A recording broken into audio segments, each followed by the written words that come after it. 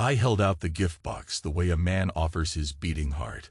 I'd picked the wrapping paper myself, silver, with a faint geometric pattern. Nothing too bright or showy. She used to say I had a flair for understated elegance, especially when we first got married. But tonight, when I hand it to her, she doesn't even meet my eyes. She just presses her lips together in a thin line, turns her head, and sets the box aside like it's some cheap souvenir. No thanks, no warm smile, no teasing remark about how I always overdo it. Open it, I say. My voice sounds strangely distant to my own ears. I'm tired, she responds, not looking up. That's all.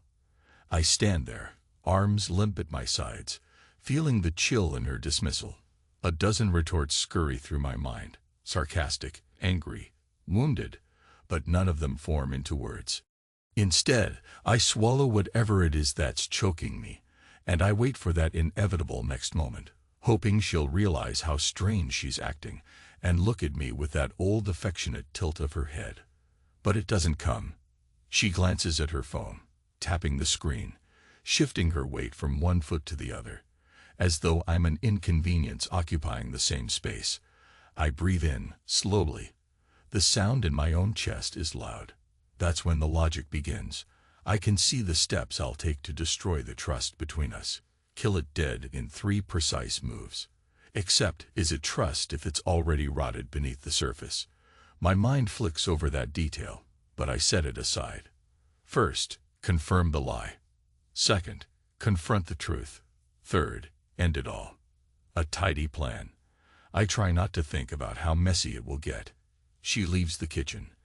I'm left standing by the marble countertop, my gift still unopened in its silver sheath.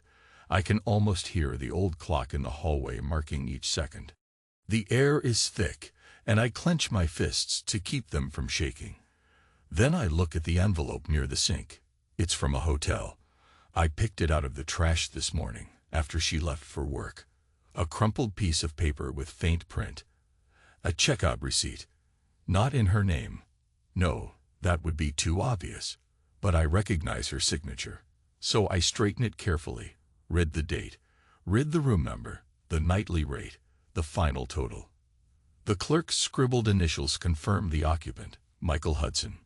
The philanthropic whiz. The man I shaken hands with more than once at local charity events. The man who smiles broadly, slapping backs, handing out big checks to homeless shelters.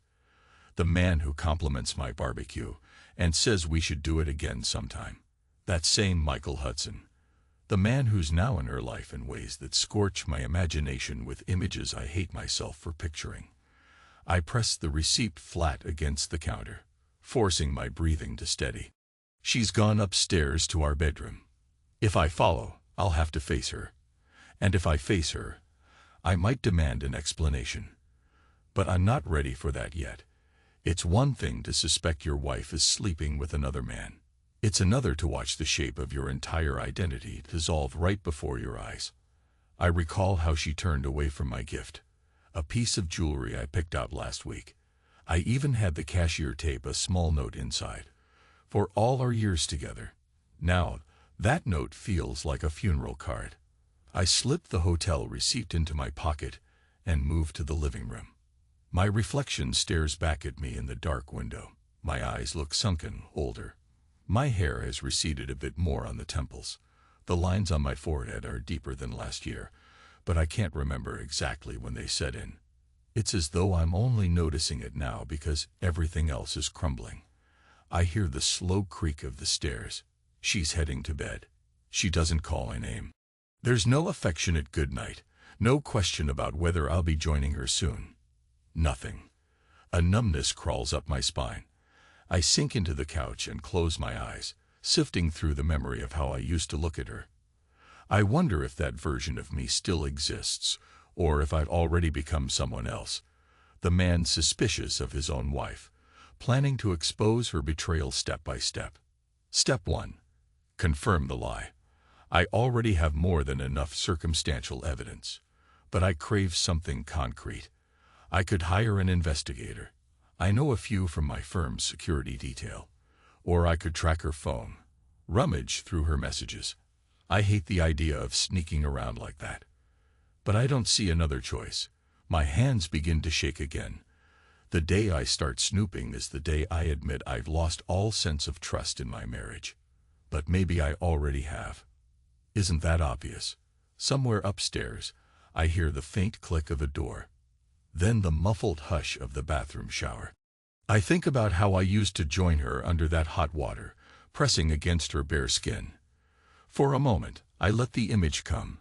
I can almost smell her peach-scented shampoo, feel the old flush of excitement. Now it's a memory layered in doubt and bitterness. My stomach churns. I stay on the couch for over an hour, drifting between half-conscious states. I can't bring myself to climb those stairs. Eventually, I decide I'll sleep in the guest room. That's how the first night of silent betrayal ends. The next morning, I wake up to the sound of the front door shutting. She's already left, probably for work. Or so she says. I check my watch. 7:45. Usually she waits till 8:30. The earlier departure sets my nerves on edge. I glance outside. Her car is gone. No note, no text on my phone. Nothing. I set about my routine, ignoring the hollowness in my gut. Shower, shave, dress in a crisp white shirt and charcoal slacks. My job, ironically, is in finance, investment consulting. I understand numbers, risk management. The language of incremental change suits me. But at home, I'm dealing with something intangible, something you can't measure in a spreadsheet. Betrayal. A swift punch to the soul. No hedge funds or short sells to fix that. Before heading out, I fish the hotel receipt from my pocket. Carefully, I fold it and place it in my briefcase. I'll do something with it later. Maybe show it to her, maybe not. Then I see the silver gift box from last night, still unopened on the kitchen counter. I consider opening it myself, but that feels humiliating. So I leave it. By lunch, I'm in my office downtown. My colleagues talk about a new acquisition deal we're negotiating. I nod when appropriate, but my thoughts drift. My phone vibrates. I check it. Unknown number. I hesitate, then step away from my desk to answer. The voice, female, professional tone. Hello, Mr. Lawrence. This is Serena from Dallas Diagnostics. Your test results are in. My heart lurches. I force calm into my reply. Yes. Thank you. She informs me that I can pick them up anytime. I hang up, feeling a rush of cold adrenaline. The paternity test. Maybe I'm jumping ahead to step 2 before finishing step 1. But that's how desperation works. Some nights ago, too painful to recall exactly which night, I found a pile of mail in her bag. One envelope was from a clinic. It said something about prenatal care. Yet our son is already 7. So why a prenatal care brochure? My mind went wild. Over the last months, I've been noticing things. Subtle differences in how my boy looks, certain mannerisms. The timeline. The math. I needed to be sure, so I swabbed my own cheek, took a hair from his comb, sent it off. It was half madness, half fearful logic. Now the results are waiting for me. I glance at the watch. I have a meeting in 15 minutes. My boss, Clarence, is expecting me to present an overview of our next big client pitch. I can't skip it. Or can I? I weigh the choice. On any other day, I'd never sabotage my professional standing. But everything is upside down. A voice in my head says, go. Find out now. The rest can wait. Another voice counters. You'll regret blowing up your career over paranoia. In the end, I can't think straight. I rummage in my desk for some antacids, pop 2 in my mouth, and swallow them dry. I end up giving the meeting a half-hearted attempt, fumbling slides, mixing up figures. Clarence scowls at me. My coworkers send me awkward side glances. It's obvious I'm not focused. Once it's over, I slip out the back exit, ignoring the phone calls and Slack messages. I get in my car and drive to the diagnostics lab. Dallas Diagnostics is a clean white building with tinted windows. I pull into a parking space, heart pounding. The interior smells of antiseptic and fresh coffee. A young receptionist with a polite smile hands me a sealed envelope. Once I show my ID, I retreat to a quiet corner. The envelope weighs an ounce, maybe less, but it feels like a cinder block in my hand. There's a small, insane part of me that hopes I'm wrong, that the test will confirm our boy is indeed mine. Then the affair would be something else, or maybe I'd be able to salvage a shred of illusions. But illusions rarely do a man any good, do they? I tear the seal. I read the summary line. It's short and final. Probability of paternity, 0%. I read it 3 times, waiting for some alternate reading that suggests an error. There isn't one. The world should spin or tilt, but all I feel is a numb wave passing through me, from scalp to toes. It's a bizarre moment where reality hits so hard, I can't even muster tears or curses. I just think, so it's true. Then a second thought. When did it start? How long has she been lying to me? He's not my son. The words repeat in my mind. I see the boy's face, bright and curious. I hear his laughter. I recall teaching him how to ride a bike. The day he fell and scraped his knee, how I carried him back inside, promising him he'd be safe. All the father-son moments of bonding unravel like a spool of thread dropped on the floor. No, scratch that. That's too mild a metaphor. This is more like someone used a blowtorch on the tapestry of my life. I crumple the paper in my fist. Step 1 and Step 2 have collided. The affair is true, and the child I've been raising is not biologically mine. The final piece is Step 3. End it. But how? I drive aimlessly for an hour before heading home. It's mid-afternoon, and she should still be at work. The house is quiet. I go to the bedroom, open the closet. On her side, dresses and skirts hang in neat rows. I let my fingers brush over the fabrics, half remembering the nights we attended galas or business dinners. Then I open the top drawer of her vanity, rummage under her hairbrushes, lotions, and find the earring box. There, behind it, is a small folded photo. Her with him. Michael Hudson. They're standing beside a classic Mustang, both wearing sunglasses, arms around each other's waists. The date scrawled in the corner is from 2 years ago. This didn't just happen. She's been living a double life for a while. My chest tightens in fury. I take the photo, jam it into my pocket. My phone buzzes, and I see a text from the babysitter saying she picked up my son from school. Her son. I correct myself, then immediately hate myself for it. He's more than a label. In every way that matters. Emotionally, historically, he's my boy. But biology speaks a different truth. The bitterness is too strong. After a moment, I text the sitter back. Thanks. I'll be home soon. I gather myself. There's no point punishing the child. He doesn't know any of this. He's innocent. For now, I need to maintain composure around him. Then, once I get the chance, I'll ask Laura to talk. If talk is even the right word. But I don't talk that evening, nor the next. She's slipping away, spending more time on late meetings. I keep biding my time, trying to piece together a plan that will lead to some sense of closure.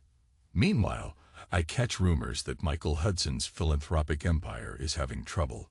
His capital is stretched, some questionable investments. I can't help but gloat inwardly.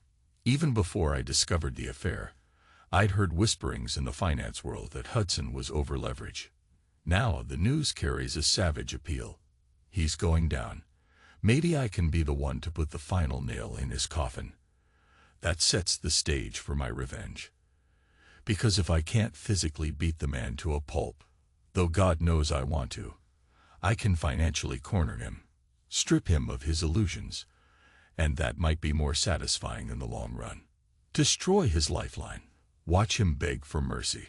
I imagine him on his knees, all that easy confidence replaced by panic. If that day comes, I'll see how it feels to be the one with the upper hand. It's a dark impulse, but these are the thoughts that keep me awake at night.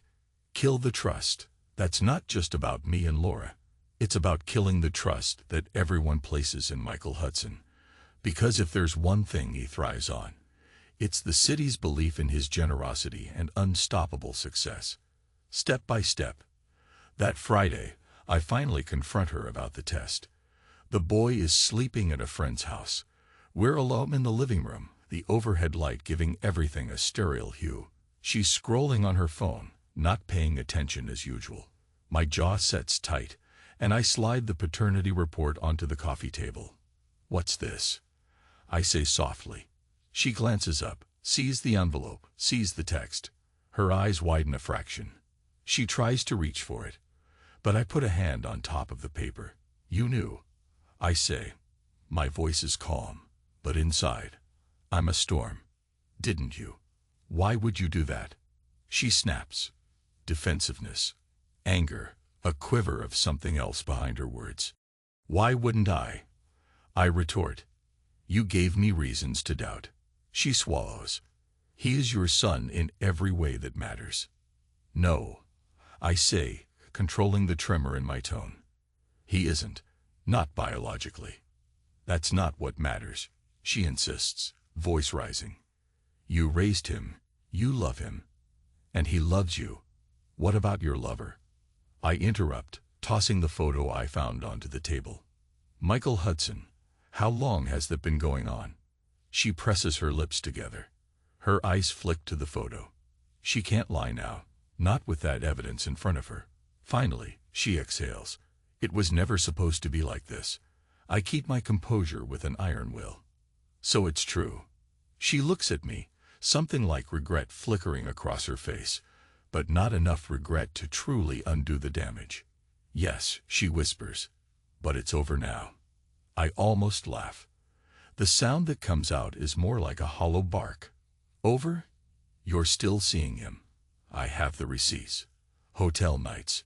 Just last week. She shakes her head, but I can't tell if it's denial or frustration. "You don't understand. We had an arrangement. And now he's pressuring me." "It's complicated." "Complicated," I echo flatly, letting the syllables fall like stones. She stands up, arms folded as if protecting herself from my scrutiny. "I don't expect you to forgive me, but I never wanted you to find out. What do you want from me now? Sympathy?" "No," she snaps. Then she catches herself, lowering her voice. "No. I don't know. Maybe I wanted to keep the family together, even if." "It's too late," I say. My words come out cold.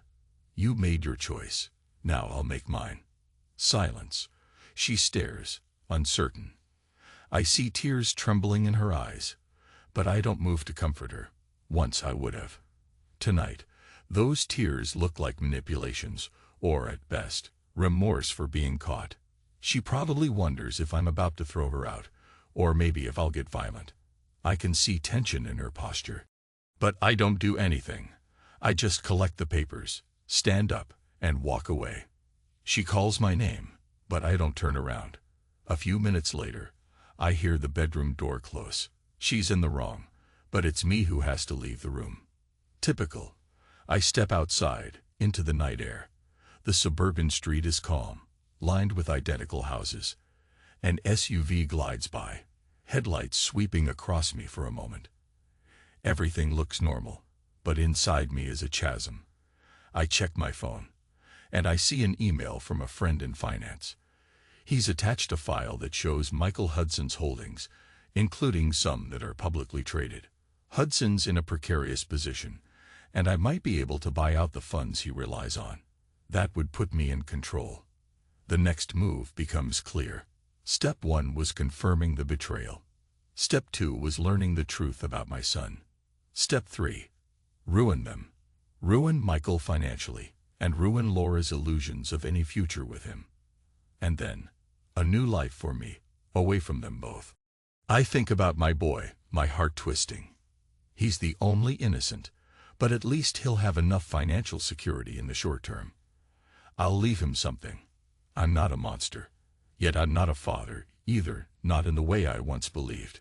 Saturday morning, I contact my attorney. I ask about the process of quietly purchasing controlling stakes in certain investment vehicles linked to Michael Hudson's empire. The attorney is curious. He knows I have capital, but wonders why I'm interested in these risky assets. I feed him a line about diversifying. We have a large chunk of savings, plus some real estate that can be liquidated if necessary. He starts the paperwork. Next, I check the schedule for a local charity event where Hudson is set to appear. It's next week. Perfect. I'll meet him in person, shake his hand, look him in the eye, watch him squirm if he suspects I know. Then I'll finalize my acquisition plan. In the following days, Laura and I scarcely speak.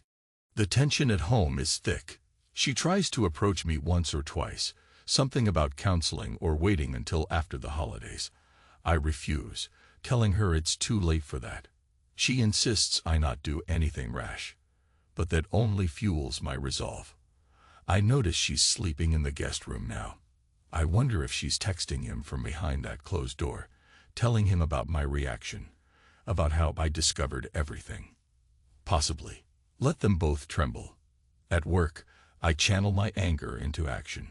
Through shell accounts and strategic leverage, I begin sinking money into the failing corners of Hudson's network. It's a calculated approach. He's spread thin, so each separate investment I buy is like removing a crucial stone from under a precarious structure. At some point, if I own enough of the puzzle pieces, I can yank the whole thing out from under him. Meanwhile, the rumor mill churns about how Hudson's trying to secure emergency credit lines. I let him scramble, step by step. The plan is as cold and methodical as any business strategy I've ever devised. But this time, it's personal. The charity event arrives on a Thursday evening. It's in a swanky hotel ballroom. Fitting. A place with a bed just a few floors above, perhaps. The place they used for their trysts. The irony isn't lost on me. I stand near the bar, sipping soda water. A jazz trio plays softly in the corner. Donors in suits and cocktail dresses mill about. Then I see him. Tall, broad-shouldered, hair impeccably styled. Michael Hudson glides through the crowd, greeting admirers. People approach him with smiles, praising his philanthropic work. He acknowledges them with a charming grin. I feel a wave of revulsion, but outwardly, I'm calm. I watch him, watch his expression. Does he look anxious under that facade? Possibly. I see a tightness in his eyes. Then someone directs his attention to me. He hesitates, then strolls over, extends a hand. "Hey, Robert." He uses that casual tone, as if we're old friends. "Good to see you. It's been a while since that fundraiser." I take his hand. A firm handshake. Yes, it has. He studies my face, probably noticing something off. "How's the family?" he asks, feigning politeness. My jaw clenches, but I keep my voice even. "They're well." He nods. I see him shift slightly, as though he wants to end this conversation, but doesn't want to be rude. I decide to twist the knife a little. "I've heard rumors that your holdings took a hit recently." I say, "Any truth to that?" His eyes narrow almost imperceptibly. "Business is a roller coaster," he says, forcing a smile. "We all have ups and downs. I'm sure you'll land on your feet." I swirl the ice in my glass. "You always seem to." His forced chuckle betrays nerves. He glances around, possibly checking if Laura is here. She isn't. She refused to attend. Perhaps that was for the best. "Well," he says, "I've got a few irons in the fire. No need to worry about me." I let a silence linger. Then I shrug, feigning casual interest. "The city loves you, Mike. You're their golden boy. Saving homeless shelters and battered women's programs. It's admirable. Would be a shame if things went sour for you." He tilts his head, scanning my face for meaning behind my words. "I appreciate the concern," he says coolly. Then I lean in slightly, voice low. "It's not concern, it's a fact. Nobody stays on top forever, especially if they've been less than honest." There's a flicker in his gaze. He tries to keep the mask. I see the exact moment he wonders. Does Robert know about Laura? He can't be sure, not yet. But his confidence wavers. Instead of pressing further, I give him a tight smile and step away. Let him stew in that discomfort. I don't see him again that night. He ducks out early, presumably to make phone calls, to check the status of certain deals. By next Monday, my attorney has compiled the paperwork. I purchase a controlling share of a fund that Hudson desperately needs to remain liquid. The fund managers have been eager to sell to any buyer that offers them a decent bailout. They're spooked by Hudson's recent performance. I signed the documents that morning, my hands trembling with adrenaline-laced satisfaction. The deed is done. Hudson's about to find himself cornered. With my new position, I can call in certain notes on short notice, demand repayment on lines of credit, freeze the capital that keeps his entire philanthropic machine running. By Tuesday, I hear from sources that he's in full panic mode, calling every bank and investor he knows to stave off disaster. Then, midweek, I get a text from Laura. He's losing everything. Did you do something? I ignore her. That evening, I come home to find her waiting in the living room, arms crossed. She starts to speak the moment I walk in. Michael's been calling me non-stop, she says. He's frantic. He swears someone's orchestrating this behind the scenes. I set down my briefcase. Maybe. Maybe not. Her eyes flash. So you admit it. Why? Why do you have to wreck everything? I arch an eyebrow. I suppose you prefer I let him continue living large while he tears our marriage to pieces. Her voice trembles. It's not like that. You don't understand. I cut her off with a cold laugh. No, I do understand. You lied to me. You had a child with him. And you let me raise that child under false pretenses. I understand perfectly. She deflates a bit, tears brimming. But she's angry too. Why do you have to drag him through the mud?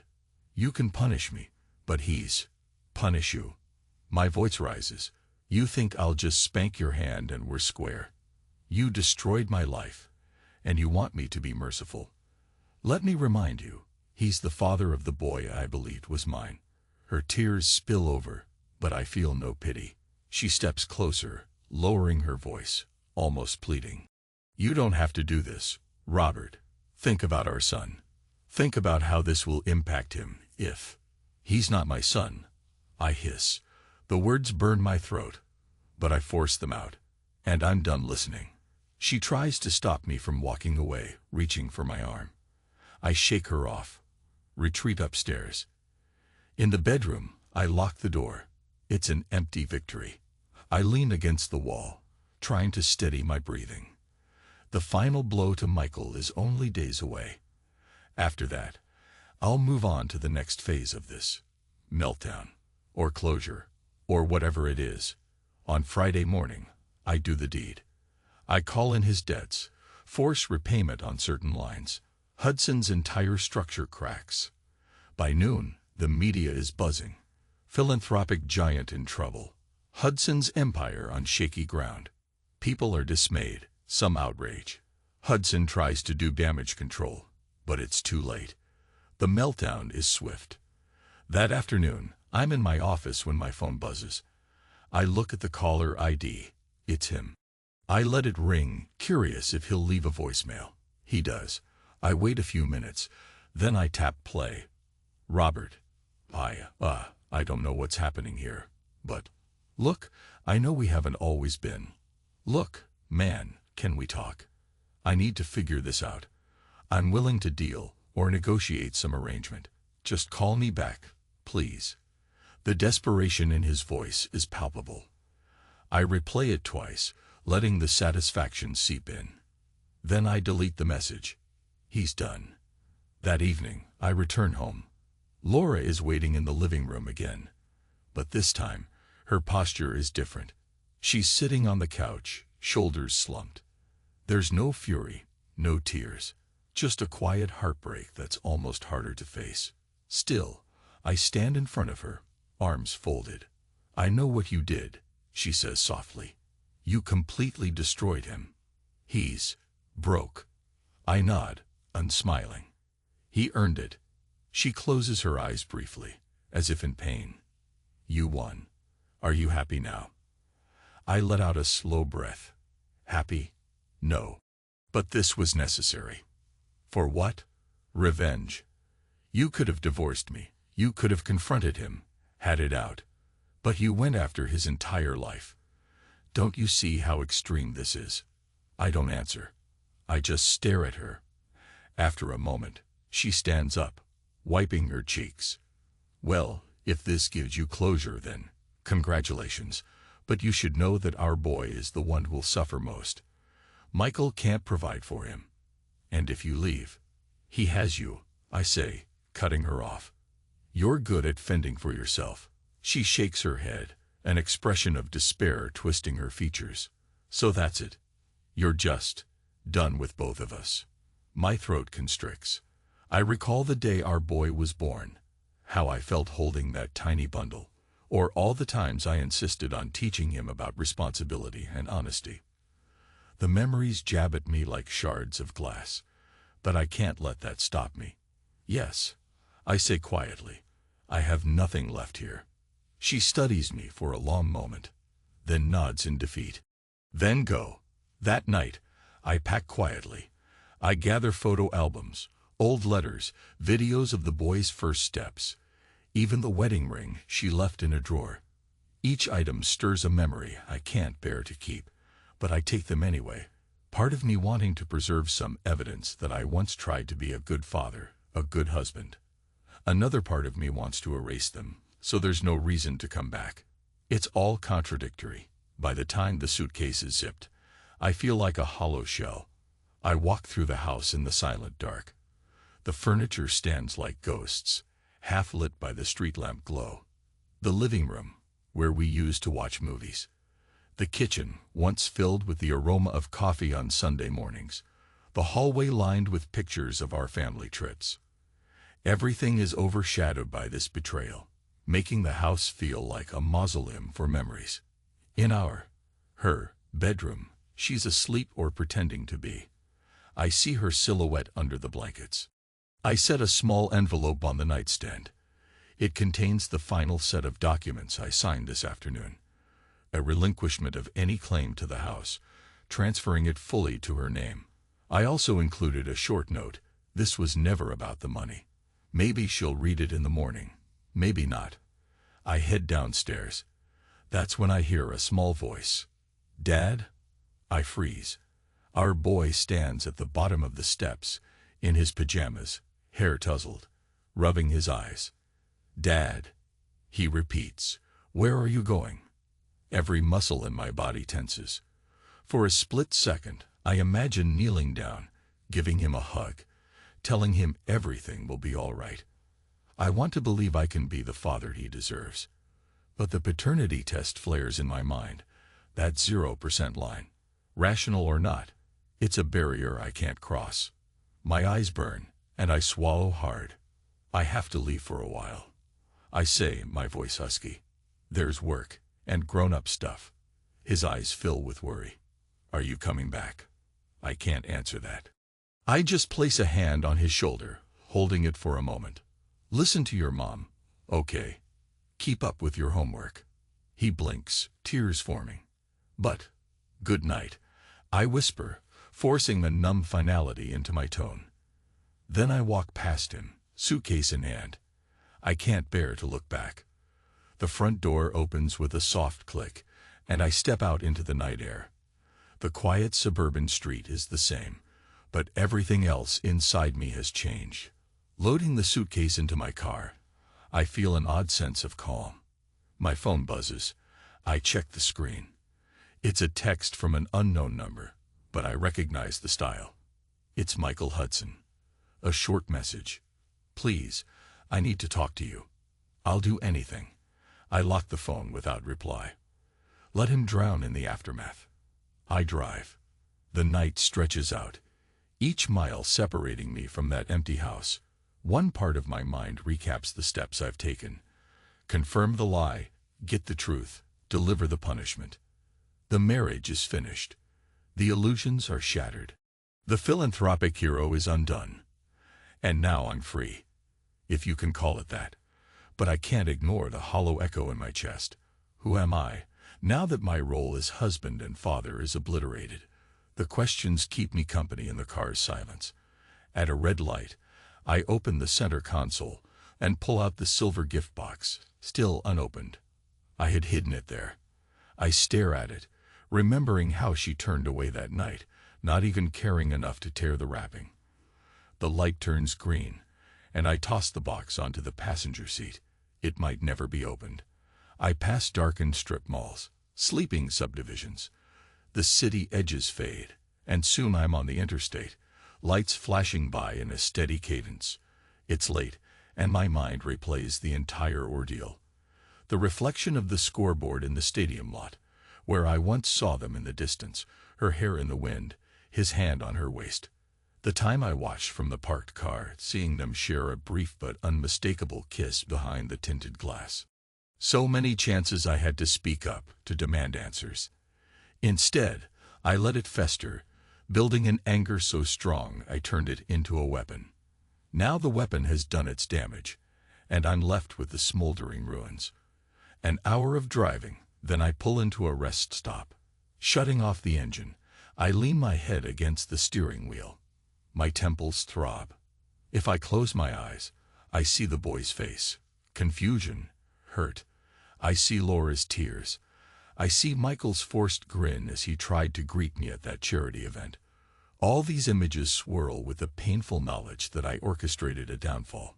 It was justice, or at least my version of it. But justice doesn't always feel good. Eventually, I step out of the car into the cold night air. My breath forms clouds in front of me. It feels cleansing, like a slap of reality. I rummage in my pocket and find my ring, my wedding band. I'd removed it earlier, intending to leave it behind. But it's here, heavy in my hand. I consider throwing it onto the asphalt. But I slide it back into my pocket, uncertain. Maybe I'll fling it into a river somewhere down the road, or pawn it off. For now, I just keep it as a reminder of what used to be. I return to the driver's seat, turn on the ignition. The radio crackles with a late-night talk show. Some host is interviewing an author about the meaning of identity after loss. I let it run as background noise. The author says something about how we are defined by the roles we choose to uphold, and if those roles vanish, we have to rebuild from scratch. I can't help but think he's talking directly to me. I don't know who I am now. That's the unvarnished truth. I'm not a husband, not a father. I'm just a man driving down the interstate, exiled from the life he built, haunted by the love he lost, nursing a cold emptiness where trust used to live. When dawn breaks, I'll figure out where to go next.